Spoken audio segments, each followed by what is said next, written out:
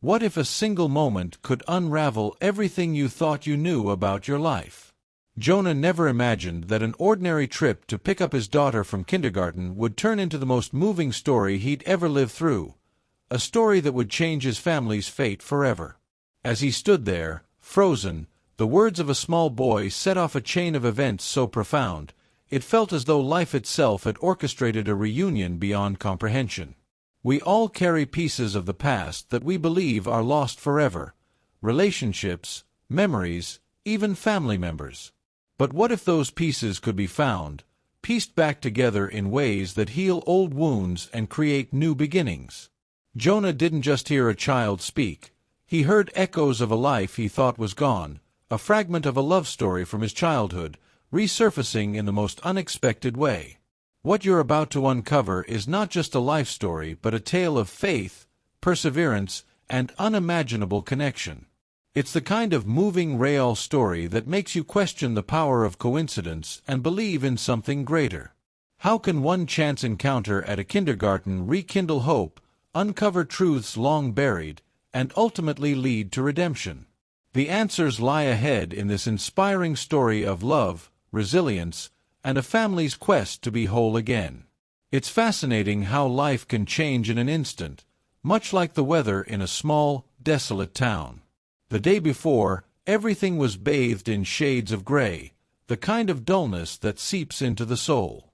Autumn's heavy rain had left behind puddles of despair, lifeless flowerbeds, and barren streets.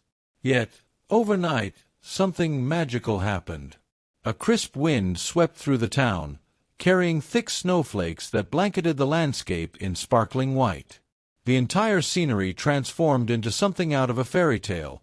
Trees adorned with frosted lace, rooftops wearing veils of snow, and even the fences looked like they'd been painted by an artist. It was breathtaking, but beneath this beauty, the harsh realities of the townspeople remained unchanged. Among them was Anna, a schoolteacher on her way to work, marveling at the serene landscape. For a brief moment, she allowed herself to believe that this pure white snow had absorbed all the sorrows of the world.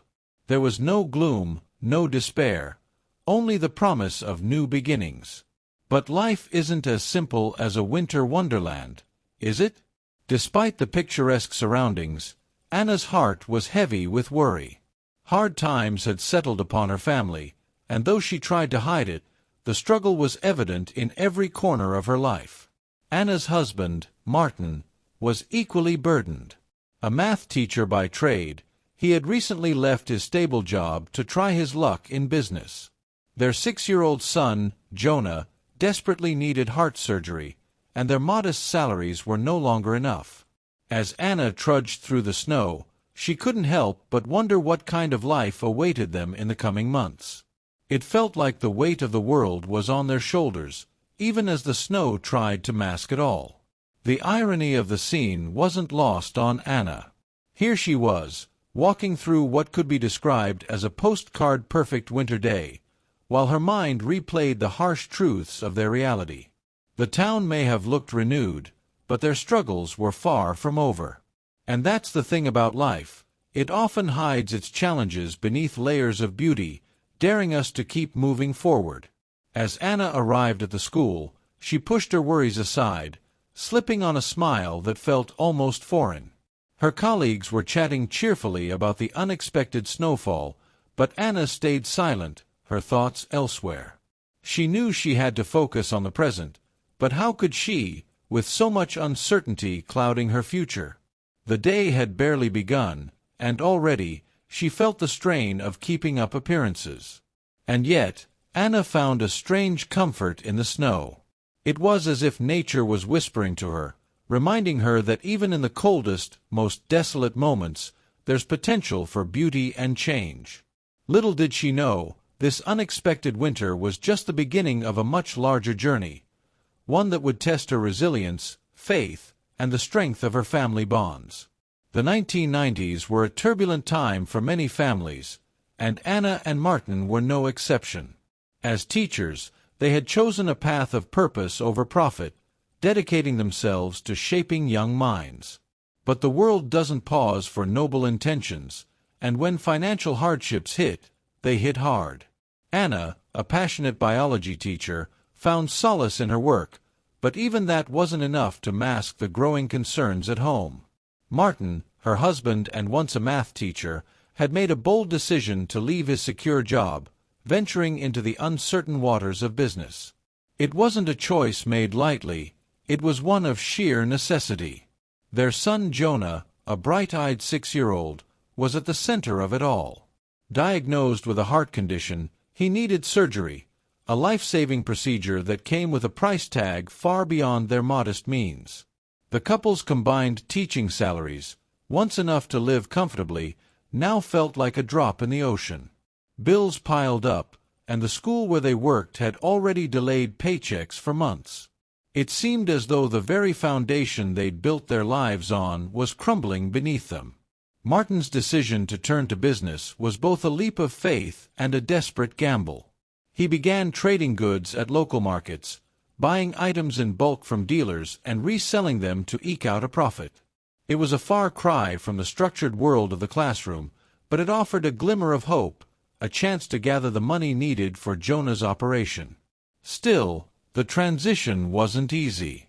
Every transaction came with risks, and the market was full of unscrupulous characters waiting to take advantage of the vulnerable. Anna did her best to support Martin, even as doubt gnawed at her resolve. She admired his determination but feared the price they might pay. The thought of Jonah's condition worsening haunted her, a constant reminder of why they were fighting so hard. At school, she wore her usual smile, engaging with students and colleagues as though nothing was wrong. But behind closed doors, the weight of their struggles bore down on her. The children, of course, were blissfully unaware of the severity of the situation. Jonah and his sister Kristen, 7, carried on with their childhood innocence, playing games and dreaming about the future. But for Anna and Martin, the future was a question mark. How could they explain to their children that their laughter masked an underlying desperation? For now, they chose to shield them from the harsh realities, hoping to preserve their joy a little longer. Despite the challenges, the family clung to hope. They found strength in small victories, a particularly good market day for Martin, a warm smile from Jonah, or a rare moment of peace amidst the chaos. These fragments of light kept them moving forward, step by step, toward the daunting goal of saving their son's life. What choice did they have? When it comes to family, there's no such thing as giving up. But as Martin's new business ventures brought him closer to the edges of risk, Anna couldn't shake the feeling that darker days lay ahead. There were whispers of shady deals and questionable allies, and while Martin tried to reassure her, the unease in her heart only grew. Little did they know, the storm brewing in their lives was about to escalate, forcing them to face not just financial struggles but something far more dangerous. Venturing into the unpredictable world of business was like stepping onto thin ice for Martin. The local market was a maze of competing interests, whispered deals, and veiled threats. At first, it seemed straightforward enough: buy goods from wholesalers and resell them for a profit. But as the months passed, the reality became clear. This wasn't a space for the faint-hearted. The profit margins were thin, the competition was fierce, and trust was a rare commodity. To make matters worse, Martin found himself entangled with individuals whose motives were anything but pure. In his quest to provide for Jonah's surgery, Martin took risks he never imagined he would. He borrowed money from less than reputable sources, hoping that a good run at the market would allow him to pay it back quickly. But with every loan came a shadow of doubt, a looming reminder that these deals were more than just financial transactions. They were laced with danger, tying him to people whose influence extended far beyond the market stalls. Martin assured himself it was temporary, a necessary evil to save his son, but the weight of those decisions bore down heavily on him. Anna sensed the change in her husband. Though he tried to mask it, the strain was evident in his eyes and the way he spoke about his work. She wanted to believe that this new path would lead them to stability, but her instincts told her otherwise. Still, What choice did they have? Every avenue they'd explored had led to dead ends. So, she stood by Martin, offering silent support even as her heart grew heavy with worry. At school, she focused on her students, pouring her energy into teaching as a way to distract herself from the storm brewing at home. The community around them wasn't blind to Martin's struggles.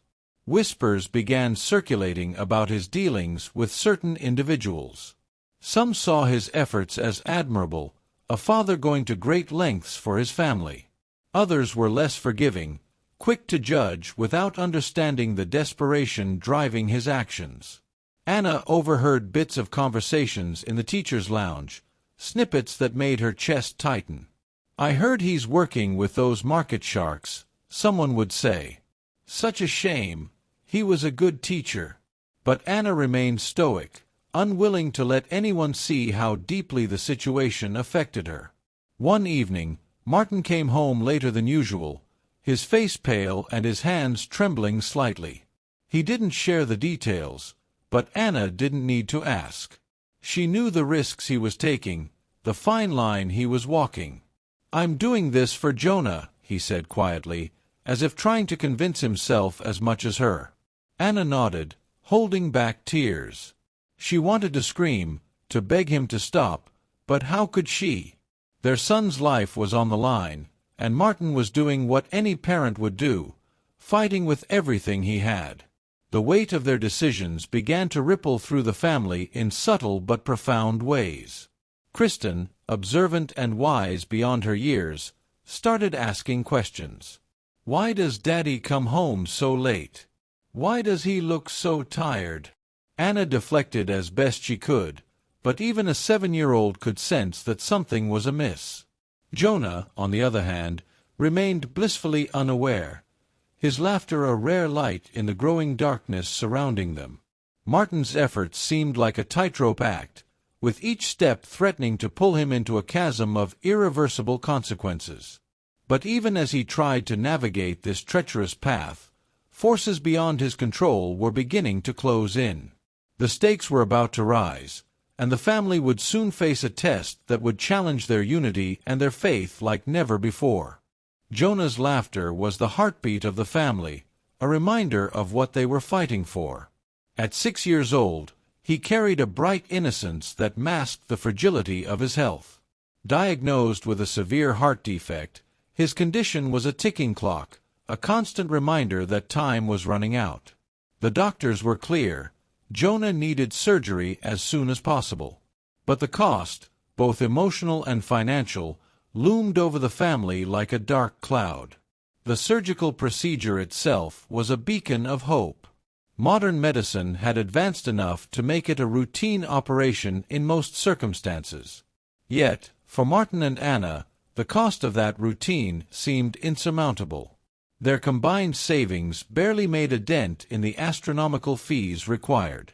The hospital demanded a down payment to secure a surgery date, and without it, Jonah's chances dwindled with each passing day.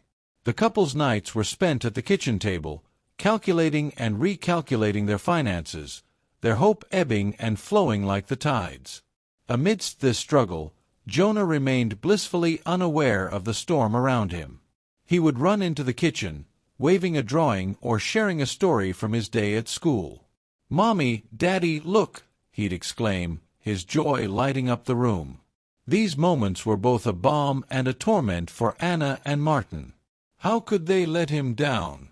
How could they explain to a child that his life depended on something as cold and arbitrary as money? Their prayers for a solution seemed to be answered in an unexpected form: Jordan. An old acquaintance from school, Jordan had transformed from a mischievous youth into a successful, albeit mysterious, businessman. He reappeared in their lives at just the right moment, offering financial assistance to cover the surgery. On the surface, it seemed like a miracle, a lifeline thrown to them in their hour of need. But beneath the surface, Jordan's motivations weren't as pure as they appeared. Despite their reservations, Martin and Anna accepted Jordan's help. What choice did they have? They couldn't let their pride stand in the way of Jonah's survival. The funds were secured, and the surgery date was set. For the first time in months, a sliver of hope pierced through their despair. Anna spent the night before the procedure sitting by Jonah's bed, holding his tiny hand and whispering prayers into the darkness. The day of the surgery was a mix of fear and anticipation. Anna and Martin sat in the hospital waiting room, their hands tightly clasped, as the minutes dragged into hours. Every time the door opened, their hearts leapt, only to sink again when it wasn't the surgeon. Finally, the doctor emerged, his face calm but unreadable. "The surgery was a success," he announced. Relief washed over them like a tidal wave, and Anna broke into tears of gratitude. But even as they celebrated this victory, the family couldn't shake the shadow that lingered. The money for the surgery had come at a price, and Jordan's involvement brought complications that would soon unravel in ways they couldn't predict. Jonah's laughter might have returned, but the storm surrounding the family was far from over. Jordan's arrival in Anna and Martin's lives seemed like divine intervention, but his actions carried an unsettling undertone. On the surface, he was the successful businessman, polished and generous, stepping in to save Jonah when no one else could. Yet, there was an unease in the way he spoke, the way his eyes lingered on Anna for a moment too long. His offer was a lifeline, but it came tethered to invisible strings that no one could yet see. Anna's gratitude for Jordan's help was sincere, but she couldn't ignore the sense of discomfort that crept in during their interactions. There was a possessiveness in his gestures, a confidence that suggested he expected something in return. Martin, too, noticed the subtle shifts in Jordan's behavior. He began to grow protective, watching his wife and friend interact with a quiet intensity. However, the weight of Jonah's recovery kept him from voicing his suspicions outright. Jordan's influence began to seep into their daily lives. He would show up unannounced, often under the guise of checking in on Jonah's progress. "I just wanted to see how the little champ is doing," he'd say with a grin, but his focus rarely lingered on the child. He would bring gifts, lavish ones that felt out of place in their modest home. Kristen, their curious daughter, once asked, "Why does Mr. Jordan come so often?" Anna brushed it off, but the question gnawed at her.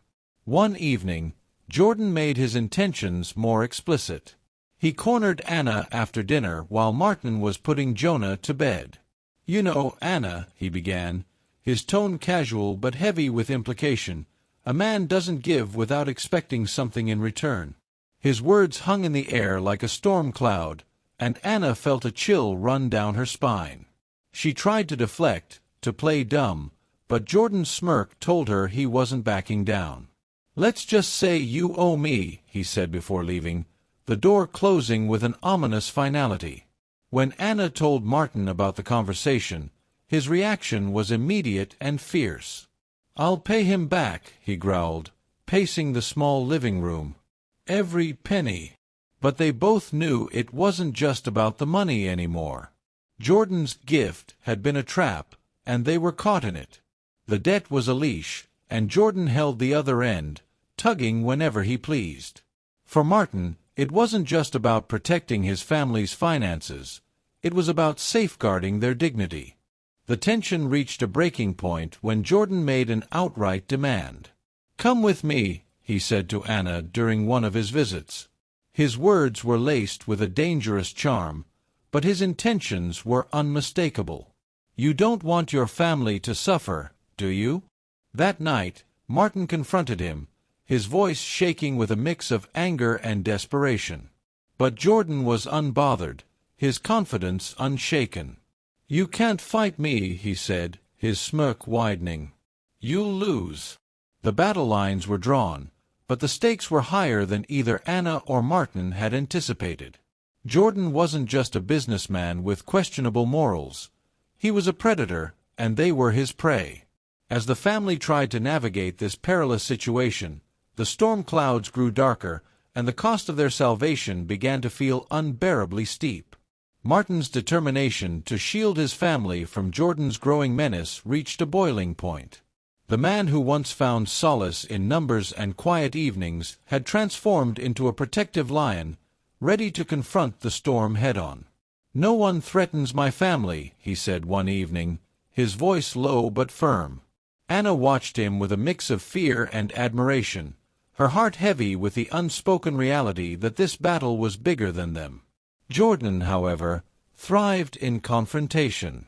When Martin met him to negotiate a way out of the debt, it wasn't a conversation, it was a warning. "You can't repay me," Jordan sneered. "Not in money, not in promises. I own you now." Martin's fists clenched at the words, but he held back, knowing that losing control would only worsen their situation.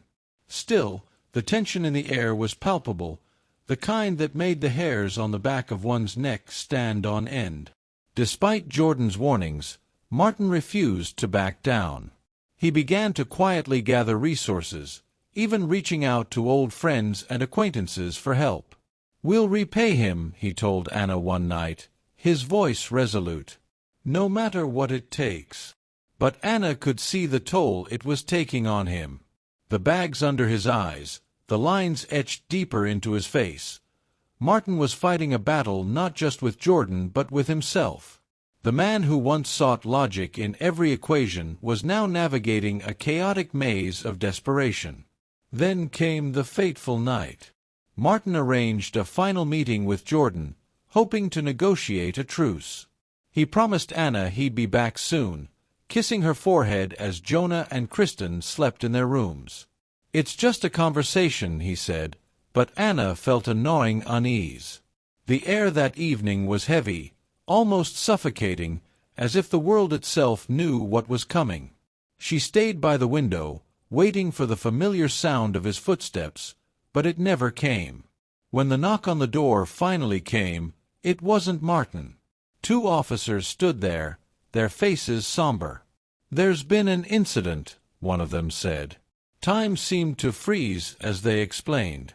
Martin had been found in an alley, beaten beyond recognition. His wallet, still in his pocket, suggested it wasn't a robbery. "We're investigating," the officer assured her, but his words felt hollow, like an echo in a cavern. Anna's knees buckled, and she crumpled to the floor, her world shattering around her. The funeral was a blur of tears and whispers. Friends and neighbors came to pay their respects, but their pity felt like salt in a wound. "He was a good man," someone said, and Anna nodded absently, clutching Jonah and Kristen tightly. Martin had been more than a good man. He had been their anchor, their guide. And now, without him, they were adrift in a sea of uncertainty, the storm of Jordan's influence still raging around them. In the days that followed, Anna struggled to find her footing. Bills piled up, and the weight of raising 2 children alone felt insurmountable. But through her grief, a spark of determination ignited. "We'll survive," she whispered to herself one night, her hands trembling as she held a photo of Martin. "For him, we have to." Yet, as she steeled herself for the challenges ahead, a darker reality loomed. Jordan's shadow had not vanished with Martin's death. It had only grown longer.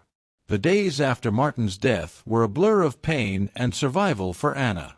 She moved through life like a shadow, her mind constantly juggling grief, fear, and the overwhelming need to protect her children. Kristen and Jonah clung to her like lifelines, their small hands grasping hers as they tried to understand why their father was gone. But even in her darkest moments, Anna knew one thing for certain: she had to keep moving forward. What she didn't know was that the storm in her life was far from over. Jordan, relentless and calculating, was not content with the power he already held over Anna's family. He saw an opportunity to exploit their vulnerability further, and his focus shifted to Kristen. A sweet, innocent child, he mused to Madison, his wife. She'd fit perfectly in our lives. To Jordan, it wasn't about compassion or care, it was about control. He saw Kristen not as a child, but as a means to an end, a pawn in his dangerous game. One cold evening, when the air carried the scent of impending winter, the unimaginable happened. Anna had just stepped out to fetch water, leaving Kristen and Jonah playing in the yard. The sound of tires crunching gravel broke the silence, and within moments, two men emerged from a dark van. Kristen's laughter turned to screams as they grabbed her, and Jonah, terrified, froze in place. Anna ran back, her heart pounding, but it was too late. The van sped away, disappearing into the night. The days that followed were agonizing. Anna pleaded with the police, but their efforts were half-hearted at best. Jordan's influence ran deep, and the authorities seemed reluctant to act. "She's safe," a voice on the other end of the phone assured Anna days later. It was Jordan. "My wife and I will take care of her. She'll have a better life with us." His words sent chills down Anna's spine, but she had no power to fight back. With no resources and no allies, she was forced to accept the reality. Kristen was gone. Kristen, too young to fully comprehend the situation, found herself in a new home, surrounded by strangers. Madison was kind in her own cold, detached way, showering Kristen with toys and clothes but offering little warmth. "You'll call me Mommy now," she instructed, and Kristen, confused and scared, complied. Over time, her memories of Anna and Jonah began to fade, replaced by the forced smiles and scripted affection of her new life. But deep down, a part of her clung to the faint recollection of a mother's embrace and a brother's laughter. Anna, meanwhile, struggled to cope with the loss. Every corner of their home reminded her of Kristen, and Jonah's innocent questions about his sister were daggers to her heart. "When will she come back, Mommy?" he'd ask, and Anna would force a smile, her voice cracking as she replied, "Soon, my love. Very soon." But inside, she was breaking. Each passing day without Kristen felt like a betrayal, a wound that refused to heal. As months turned into years, Anna's resolve hardened. She knew she couldn't rely on anyone but herself to protect what remained of her family. She began to make plans, quiet and deliberate, knowing that her next steps would determine not just her future but Jonah's as well. Little did she know, the path ahead would lead her to decisions she never thought she'd have to make, ones that would test every ounce of her courage and faith. When the weight of despair becomes too heavy, survival instincts take over. For Anna, this moment came one cold evening when the shadows in her life seemed to stretch endlessly. With Kristen gone and Jordan's threats hanging over her like a dark cloud, she knew she couldn't stay. The world she once knew had crumbled, and the only way forward was to escape. "Pack light, Jonah," she whispered to her son, her voice steady despite the tears brimming in her eyes. "We're leaving tonight." Anna had no grand plan, only the faint hope that somewhere far away she could rebuild a life for herself and Jonah. Using forged documents provided by an old acquaintance, she secured tickets to a small village miles from the chaos of their city. "It's not much," the man had told her, "but it's safe." Anna clung to that word, safe, as if it were a lifeline. The journey was long and quiet, Jonah's small hand in hers the only comfort against the uncertainty ahead. The village, nestled between rolling hills and dense forests, seemed untouched by time. As Anna stepped off the train, the crisp air filled her lungs, carrying a strange mix of fear and relief. The sight of the quaint streets and modest homes offered a stark contrast to the turmoil she had left behind. "Is this home now, Mama?" Jonah asked, his innocent eyes searching hers for reassurance. "Yes, my love," she replied softly, kneeling to meet his gaze. "This is home." Their first night was spent in a small room offered by a kind old woman, Vovó Joanna, who seemed to sense Anna's pain without needing an explanation. "Rest, child," she said, placing a hand on Anna's shoulder. "This place has a way of healing broken hearts." Jonah, too young to grasp the depth of their circumstances, quickly took to the warmth of Vovó Joanna's cottage, his laughter filling the air as he played with her old wooden toys.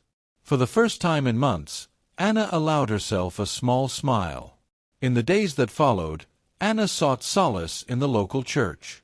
The parish priest, Father Jean, became an unexpected source of strength. "God doesn't abandon his children," he told her one morning, his voice steady and filled with conviction. Anna wanted to believe him, but the weight of her grief and guilt made it hard. Still, she found comfort in his words and his unwavering kindness. Jonah, ever curious, followed Father Jean like a shadow, listening intently to his stories of faith and resilience. Slowly, the rhythms of village life began to ground Anna. She helped Vovo Joanna with chores, finding purpose in the simplicity of sweeping floors and tending to the garden. Jonah thrived in the tranquil environment, his cheeks rosy from the crisp air and his laughter echoing through the fields. Yet, beneath the surface of this newfound peace, Anna's heart remained heavy. Kristen's absence was a constant ache, a void that no amount of time or distance could fill. Anna's determination to protect Jonah gave her strength, but her thoughts often drifted to the daughter she had lost. Each night, as she tucked Jonah into bed, she whispered a silent prayer. "Keep her safe," she pleaded, her words carried into the stillness. The village had offered them a refuge, but Anna knew the shadows of her past weren't done with her yet. And deep in her heart, she sensed that her journey to find peace, and perhaps Kristen, was far from over. Years had passed since Anna and Jonah found solace in the quiet village. Jonah, now a grown man, had forged a path of his own, joining the military with a steadfast determination to protect others as he once wished someone could have protected his family. Anna, though still carrying the weight of Kristen's absence, had found a semblance of peace in the rhythm of her life. But fate has a way of reweaving the threads of broken families in the most unexpected ways. It was a crisp autumn day when Jonah, stationed near the city where his family's story began, picked up his daughter, little Kristen, from her kindergarten. As he helped her gather her drawings, he overheard a boy singing a playful tune in the background. His ears perked up at the familiar melody, a song from his childhood, one that Kristen, his sister, had often sung to him. Jonah froze. The coincidence was too striking to ignore. "Where did you learn that song?" he asked the boy gently. The boy, shy but curious, explained that his mother used to sing it to him before she fell ill. Jonah's heart raced as the pieces began to fit together. The boy's name was also Jonah, and he bore a striking resemblance to Jonah's family. Blonde curls, wide eyes, and a warm smile that mirrored his sister's. Could this child be his nephew? And if so, where was Kristen? With his pulse pounding, Jonah knew he couldn't let this lead slip through his fingers. Jonah approached the daycare staff, subtly inquiring about the boy's family. The teachers, though protective, mentioned that the boy's grandmother often picked him up and that his mother, named Kristen, was in the hospital recovering from a severe accident. Jonah's suspicions turned to certainty. "I found her," he thought, his mind racing with memories of his lost sister and the years they had been apart. But the joy of discovery was tempered by worry. What condition was Kristen in, and could she ever recover? Later that day, Jonah followed the grandmother to her home, a modest apartment filled with signs of struggle. The woman, initially wary of Jonah, eventually admitted the truth. Kristen had been living with her, raising her son despite immense challenges. Jonah's heart broke hearing of the hardships his sister had faced, but relief washed over him knowing she was alive. The next step was clear. He had to see Kristen, to bring her back into their family and rekindle the bond that time and circumstance had tried to sever. At the hospital, Jonah was ushered into Kristen's room. She lay there, fragile and pale, her body marked by the ordeal she had endured. But even in her weakened state, her face held echoes of the sister he had loved and missed. "Kristen," Jonah whispered, tears welling up in his eyes. Slowly, her eyes fluttered open, and for a brief moment, recognition flickered. "Jonah," she murmured, her voice barely audible. It was a moment of connection that transcended the years and the pain that had kept them apart. The reunion was just the beginning. Kristen's recovery was slow but steady, supported by Jonah, Anna, and the entire family. They enveloped her in a love she had long been deprived of, reminding her of the strength she had always carried within. Her son, young Jonah, thrived in the warmth of a reunited family, his laughter filling the spaces that had once been silent. As Kristen healed, she began to see the possibilities of a new life, a life where she wasn't alone but surrounded by those who would stand by her through anything. Kristen's return to the family marked the start of a new chapter for everyone. For years, Anna had carried the weight of guilt and loss, believing she had failed to protect her daughter. But seeing Kristen alive, healing, and surrounded by love brought a sense of redemption she hadn't thought possible. "We've been given a second chance," Anna would say, her voice tinged with gratitude. "Let's honor it." It wasn't just Kristen's journey back to them. It was the family's journey back to each other. Life in the village took on a new vibrancy with Kristen's presence. The small home near the church, already filled with warmth and laughter, now brimmed with renewed purpose. Jonah, Kristen's brother, became her anchor, guiding her as she rebuilt her life. Kristen found joy in simple moments, reading stories to her son, sharing meals with the family, and rediscovering her identity outside the shadows of her past. These moving stories of resilience and hope wove a new fabric of connection between them all. It was during a Sunday service, under the watchful gaze of Father Jean, that Kristen first met Ben. He was a teacher at the local school, quiet but kind, with an easy smile that drew her in. At first, Kristen hesitated. After all, her life had been anything but a love story. Yet Ben's patience and understanding slowly chipped away at her walls. He didn't see her as someone broken by life's challenges, but as a woman who had survived them.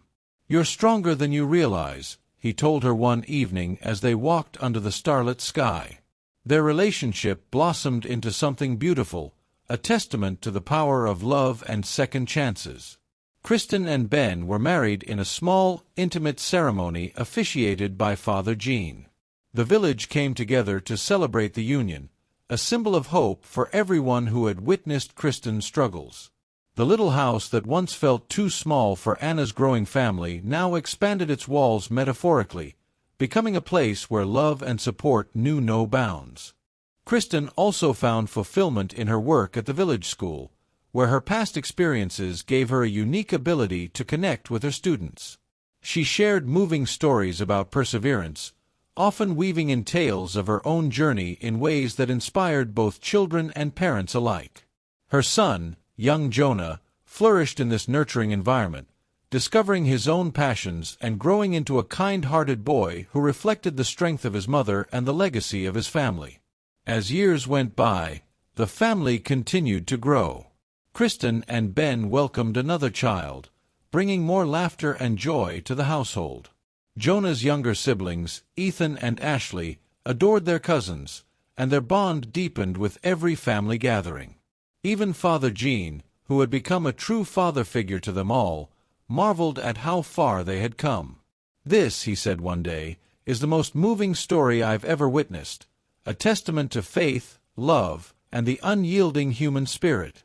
Yet, despite the happiness surrounding her, Kristen never forgot the pain she had endured. Instead of dwelling on it, she used it to fuel her purpose, to teach, to inspire, and to cherish every moment with her family. The lessons learned from her darkest days became the foundation of her life story, one she shared openly to help others navigate their own struggles. In doing so, Kristen reminded everyone, including herself, that even the most broken hearts could find redemption and renewal. When we reflect on this family's journey, it becomes clear that their story is not just about survival, it's about transformation. Anna, Kristen, Jonah, and the entire family walked through trials that could have shattered them, yet they emerged stronger, their bonds deepened by the challenges they faced together. Their story is not merely a moving story, but a profound testament to the power of faith, the resilience of the human spirit, and the beauty of unwavering love. Faith, though tested repeatedly, became their guiding light. It was Father Jean who often reminded them that true faith isn't about avoiding hardship but about finding strength within it.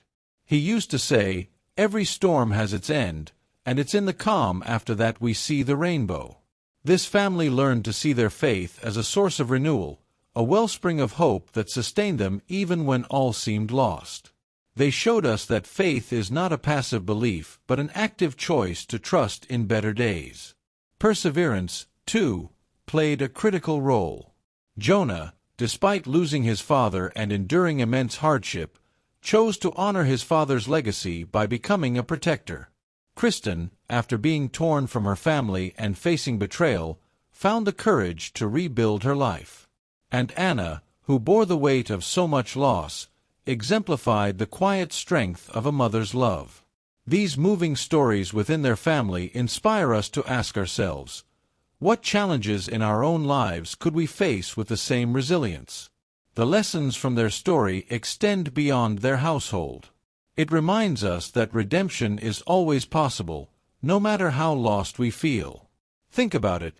Kristen, who believed her family was gone forever, was reunited through what seemed like an impossible series of coincidences.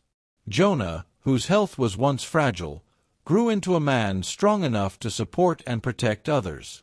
These are not just life stories. They are blueprints for how we can rebuild our own lives when circumstances seem bleak. At its core, this is a motivational story about love, love that refuses to yield to fear or despair. It is the love of a mother who never stopped searching for her daughter, a brother who couldn't rest until his sister was found, and a family that chose unity over division. It's a story with a moral lesson, one that teaches us to cherish those we hold dear and to fight for them, no matter the odds. Love is not just an emotion, it's a force that can heal, restore, and transform. Their journey also teaches us about the importance of community. The village, the church, and even strangers played roles in bringing this family back together. It's a reminder that we are not meant to walk life's path alone. When we extend a helping hand, we become part of someone else's moving story. And when we receive help, we carry that gift forward, creating ripples of kindness and connection that can transform the world around us. Finally, their story invites us to believe in miracles. Not the kind of miracles that happen in a flash, but the quiet, unfolding ones, the kind that are built on small acts of courage, faith, and perseverance. Anna's family didn't just find each other by chance. Their reunion was the result of countless small decisions to keep moving forward, to trust in goodness, and to fight for what mattered most. This is the most moving story in the world because it reminds us that miracles are within our reach if we dare to believe in them. What if the challenges you're facing right now are the very steps you need to take toward your greatest breakthrough? Anna's family showed us that no matter how shattered life may feel, there's always a way to rebuild. Their journey reminds us that love, perseverance, and faith can overcome even the darkest of trials. But here's the real question.